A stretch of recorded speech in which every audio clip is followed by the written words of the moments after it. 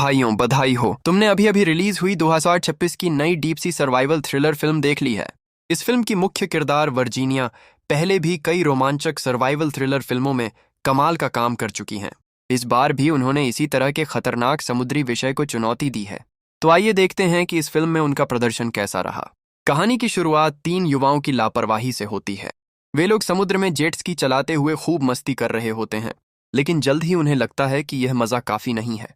इसलिए वे किनारे से काफी दूर गहरे समुद्र की तरफ निकल जाते हैं। कुछ समय बाद समुद्र के बीचों बीच उन्हें एक खूबसूरत एटोल लैगून नजर आता है।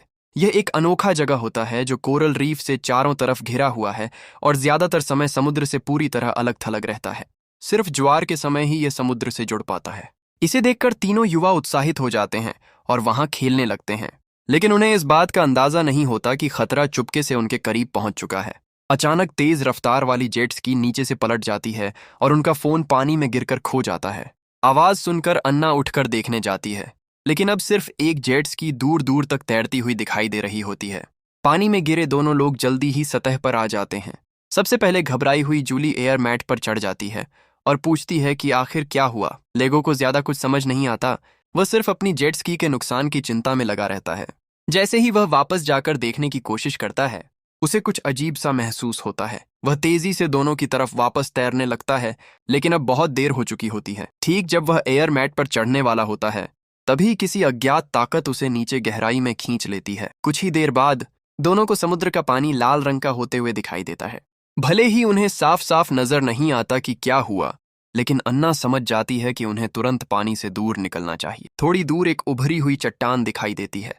दोनों सावधानी से उसकी तरफ बढ़ने लगते हैं ताकि ज्यादा हलचल से उस जीव का ध्यान न जाए, लेकिन तभी वे रुक जाते हैं क्योंकि लगभग 9 मीटर लंबी एक विशाल किलर व्हेल ओरका उनके ठीक नीचे से धीरे धीरे गुजर रही होती है। उसके साथ उठती खून की लहरें उन पर छींट जाती हैं।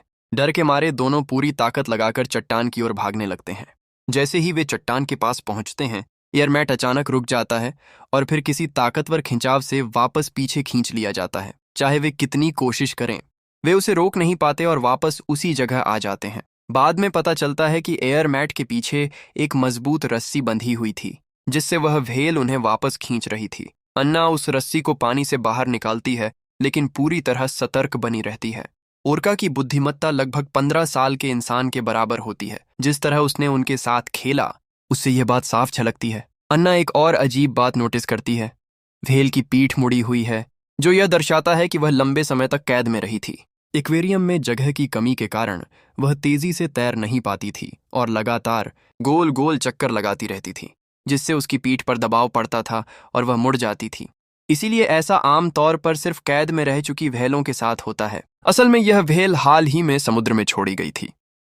लंबे कैद के कारण उसे गंभीर स्वास्थ्य समस्याएं हो गई थीं, इसलिए एक्वेरियम ने उसे आजाद कर दिया। अन्ना को समझ नहीं आता कि आजाद होने के बाद भी यह व्हेल उन पर हमला क्यों कर रही है, लेकिन अभी सोचने का समय नहीं था। व्हेल साफ तौर पर उन पर हमला करने का इरादा रखती है, और अगर वे कुछ नहीं करते तो उनका भी वही हश्र होगा जो लेगो का हुआ। अन्ना कहती है कि चट्टान तक पहुंचना ही उनकी एकमात्र उम्मीद है। वह अपनी साथी को शांत रखती है और सही मौके का इंतजार करती है। अचानक जूली हिम्मत जुटाकर पानी में कूद जाती है, जबकि अन्ना डर के मारे वहीं रह जाती है।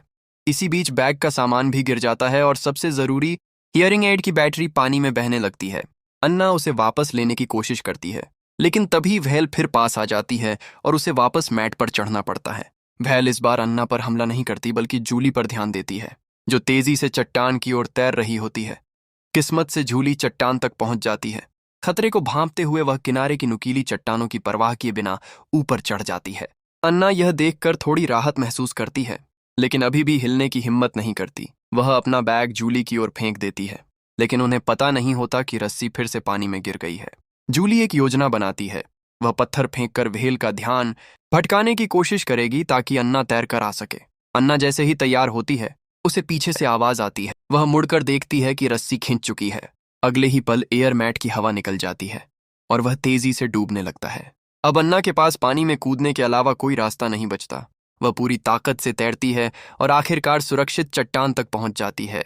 अब दोनों अपनी चोटों की जांच करती हैं। जूली की जांघ में गहरी चोट लगी होती है और अन्ना भी अपने पैर में घायल हो जाती है। वे अपने कपड़ों को फाड़कर पट्टियां बनाती हैं और घावों पर बांध लेती हैं। फिर वे सोचती हैं कि यह सब कैसे हुआ। उन्हें एहसास होता है कि व्हेल ज्वार के समय इस लैगून में आ गई थी और भाटा आने पर यहीं फंस गई। उसे लगता है कि वह अभी भी कैद में है, इसलिए इस इलाके में आने वाले लोगों पर हमला कर रही है। ये समझकर दोनों निराश हो जाती हैं। व्हेल जेट स्की को भी डुबो चुकी होती है, इसलिए अब वे सिर्फ यही उम्मीद कर सकती हैं कि कोई नाव या जहाज वहां से गुजरे और उन्हें बचा ले। अन्ना सामान चेक करती है, लेकिन उनके पास सिर्फ एक च्युइंगम और एक डिब्बा बचा होता है। बाकी सब कुछ खो चुका होता है। आखिरकार दोनों वहीं च्युइंगम बांटकर खा लेती हैं। शायद यही उनका आज का खाना बन जाता है। जूली को एक प्लास्टिक का सीलबंद बैग मिल जाता है। वह उसमें हवा भरकर मुंह बंद कर देती है ताकि धूप में रहने पर अंदर की नमी भाप बनकर पानी की बूंदों में बदल जाए। भले ही पानी कम बने, लेकिन इससे शरीर को थोड़ी नमी मिल सकती है। अन्ना कहती है, ट्रिश, तुम सच में जीनियस हो, लेकिन इसमें कम से कम 8 से 10 घंटे लगेंगे। दोनों चट्टान पर सिकुड़कर बैठ जाती हैं, ताकत बचाने और शरीर का तापमान बनाए रखने की कोशिश करती है। जल्द ही शाम हो जाती है। अचानक उन्हें दूर से जहाज की आवाज सुनाई देती है।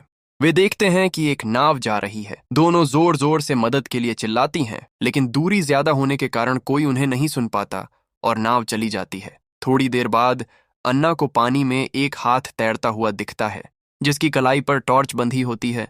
दोनों हिम्मत करके उसे निकाल लेती हैं ताकि रात में रोशनी से कोई उन्हें देख सके, लेकिन पूरी रात कोई नहीं आता। आखिरकार प्लास्टिक बैग के अंदर नमी पानी की बूंदों में बदल जाती है, जिसे वे सावधानी से पी लेती हैं। इससे उनका सूखा गला थोड़ा तर होता है, लेकिन काफी नहीं होता। तभी अन्ना को याद आता है कि पहले मिले सीप शायद खाए जा सकते हैं। वह जोखिम उठाकर पानी में उतरती है और जल्दी से सीप उठा लाती है। इस दौरान उसके माथे पर चोट लग जाती है, लेकिन वह खाना लेकर आ जाती है। समस्या यह थी कि बिना औजार के सीप नहीं खुल रहे थे। काफी सोच विचार के बाद अन्ना एक डिब्बा निकालती है। जूली उसे रोकने की कोशिश करती है, क्योंकि वह अन्ना के बॉयफ्रेंड की अस्थियों वाला डिब्बा होता है। अन्ना पहले एक प्रतिभाशाली सेलो वादक थी, लेकिन एक रात लूटपाट की घटना में उसकी सुनने की क्षमता चली गई थी। उसी हादसे में उसका बॉयफ्रेंड उसे बचाते हुए मारा गया था। इस यात्रा का एक मकसद उसकी अस्थियों को समुद्र में विसर्जित करना भी था, लेकिन मजबूरी में वे उसी डिब्बे से सीप तोड़ती हैं और उसका मांस खा लेती हैं। स्वाद बेहद खराब होता है, लेकिन इससे उनकी जान बचती है। अन्ना अब अस्थियों को यहीं समुद्र में बहाने का फैसला करती है, लेकिन जूली अब अपना मन का बोझ नहीं सह पाती और सच बता देती है। उस लूट की घटना के पीछे वही थी। पैसे की तंगी के कारण उसने अपने दोस्त के साथ मिलकर उस रेस्टोरेंट को लूटने की योजना बनाई थी जहां अन्ना काम करती थी। उसे नहीं पता था कि अन्ना उस दिन ड्यूटी बदल लेगी और इसी वजह से हादसा हो गया। सच जानकर अन्ना पूरी तरह टूट जाती है। वह जूली को माफ नहीं कर पाती और उससे दूर रहने लगती है। हालात बेहद खराब हो चुके होते हैं। जूली समझ जाती है कि अब ज्यादा देर जिंदा रहना मुश्किल है, इसीलिए वह खुद को कुर्बान करने का फैसला करती है ताकि अन्ना को बचने का मौका मिल सके। वह योजना बनाती है कि वह तैरकर उस किनारे तक जाएगी जहां से वे आए थे, और अन्ना बाद में उसका फायदा उठाकर निकल जाएगी। जूली पानी में उतर जाती है। पानी शांत दिखता है, लेकिन खतरा छिपा हुआ है। अन्ना को कुछ पता नहीं चलता, क्योंकि उसने हियरिंग एड निकाल रखा है। जब उसे पता चलता है कि जूली गायब है, तब तक वह काफी दूर निकल चुकी होती है। अन्ना उसे वापस आने के लिए चिल्लाती है, लेकिन जूली अपना फैसला कर चुकी होती है। तभी डरावनी आवाज गूंजती है और जूली समझ जाती है कि व्हेल ने उसे देख लिया है। वह पूरी ताकत से तैरने लगती है। व्हेल उसका पीछा करती है। अन्ना समझ जाती है कि जूली ने अपनी जान देकर यह मौका दिया है, इसलिए वह भी पानी में कूद जाती है, लेकिन व्हेल अचानक अन्ना की तरफ मुड़ जाती है। अन्ना मजबूर होकर पास की चट्टान पर चढ़ जाती है। इधर जूली किसी तरह किनारे तक पहुंच जाती है। तभी ऊपर से एक हेलीकॉप्टर गुजरता है। दोनों मदद के लिए चिल्लाती हैं और जूली रेत पर SOS भी लिखती है, लेकिन हेलीकॉप्टर उन्हें नहीं देख पाता और चला जाता है। ये देखकर जूली पूरी तरह टूट जाती है। वह गुस्से में चिल्लाने लगती है, लेकिन उसे पता नहीं होता कि वह अभी भी खतरे में है। अचानक उसे नीचे खींचा जाता है। वह खुद को बचाने की कोशिश करती है, लेकिन उसकी जांघ बुरी तरह घायल हो जाती है और खून ज्यादा बह जाने से उसकी मौत हो जाती है। अन्ना यह सब देखकर पूरी तरह बिखर जाती है। अब वह बिल्कुल अकेली रह जाती है। जिस चट्टान पर वह है, वह बहुत छोटी है और हिलने की भी जगह नहीं है। वह चुपचाप बैठी रहती है। कुछ देर बाद मौसम खराब हो जाता है। आसमान में बादल छा जाते हैं और बिजली चमकने लगती है, लेकिन अन्ना को कुछ सुनाई नहीं देता, क्योंकि हियरिंग एड की बैटरी खत्म हो चुकी होती है। अचानक छाई खामोशी उसे और ज्यादा डरा देती है। वह टॉर्च जलाकर थोड़ा सुरक्षित महसूस करने की कोशिश करती है, लेकिन वह भी बंद हो जाती है। अब उसे लगता है कि वह पूरी तरह अकेली है। तभी तेज बारिश शुरू हो जाती है। अन्ना बारिश का पानी पीकर अपनी प्यास बुझाती है। इसी दौरान वह देखती है कि वही व्हेल पास में तैर रही है। ध्यान से देखने पर उसकी आंख के पास एक लंबा घाव दिखाई देता है। अपनी हालत देखकर अन्ना को पहली बार भेल के लिए थोड़ी सहानुभूति महसूस होती है, लेकिन वह जानती है कि यह दुश्मन है, इसलिए हार नहीं मानती। आसमान में बिजली चमक रही होती है। अन्ना को लगता है कि यही सही मौका है। वह हिम्मत जुटाकर पानी में कूद जाती है और पूरी ताकत से किनारे की ओर तैरने लगती है। इस बार वह सफल हो जाती है। ऐसा इसलिए होता है क्योंकि व्हेल अपनी दिशा पहचानने के लिए इकोलोकेशन प्रतिध्वनि प्रणाली का इस्तेमाल करती है और तूफान की वजह से बनी आवाजों ने उसकी इस क्षमता को प्रभावित कर दिया था। शोर के कारण व्हेल की इकोलोकेशन प्रणाली गड़बड़ा जाती है। अक्सर व्हेलों के किनारे पर फंसकर मरने का यही कारण होता है। किसी तरह किनारे पहुंची अन्ना अपने साथी के लिए रेत में एक साधारण कब्र बना देती है और फिर बाहर निकलने का रास्ता सोचने लगती है। तभी उसे याद आता है कि जूली का फोन वाटरप्रूफ था और खेल शुरू करने से पहले उसे जेट स्की की सीट के नीचे स्टोरेज में रखा गया था। लेकिन जेट स्की अब समुद्र में डूब चुकी होती है। अन्ना फिर से जोखिम उठाकर पानी में उतरती है। सौभाग्य से तूफान अभी पूरी तरह खत्म नहीं हुआ होता, इसलिए वह आसानी से स्टोरेज से बैग निकाल लेती है। बैग में फोन के अलावा एक सेलो का एंड पिन भी होता है, जिसे जूली उसे गिफ्ट देने वाली थी। यह चीज सेलो को स्थिर रखने और वादक के भार को कम करने में मदद करती है, जिसका मतलब होता है अतीत को छोड़कर नई शुरुआत करना। लेकिन इस वक्त फोन ज्यादा जरूरी था, इसलिए अन्ना बाकी चीजें फेंककर फोन से मदद के लिए कॉल करने की कोशिश करती है। तभी अचानक उसे फिर से आवाज सुनाई देती है। वह समझ जाती है कि तूफान खत्म हो चुका है और अब व्हेल फिर से सामान्य हो गई है। पानी में फंसी अन्ना जानती है कि अब बचना मुश्किल है, इसीलिए वह आखिरी लड़ाई लड़ने का फैसला करती है। वह पानी के अंदर जाकर नीचे पड़ा एंड पिन उठा लेती है। जैसे ही व्हेल उस पर हमला करती है, वह पूरी ताकत से उसे मार देती है। अन्ना किसी तरह हमले से बच जाती है। व्हेल की एक आंख चली जाती है, लेकिन उसी समय ज्वार आने के कारण लेगून समुद्र से जुड़ जाता है। व्हेल बदला लेने के बजाय तुरंत वहां से निकल जाती है।